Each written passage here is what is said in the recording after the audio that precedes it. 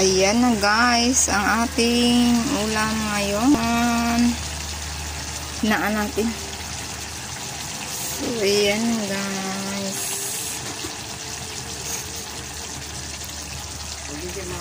Menudo is like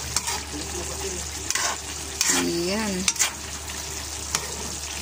Malapit na ito maluto.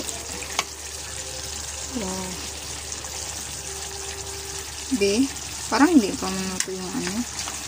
Natutuyo na eh. Ayan. Thank you for watching guys.